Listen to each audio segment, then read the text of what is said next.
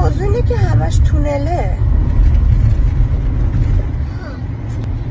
میگه همون از جاده چالوس میترسی؟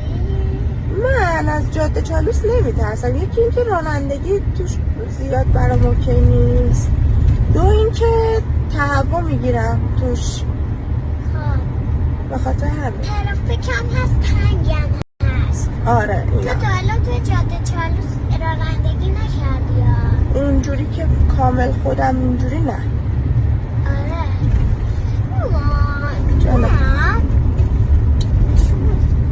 آها تو میری اونجا باید تو با ترست روبروشی، منم باید با ترافیک دشمنم روبروشی. ترس روبرو شدن یعنی چی؟ با ترس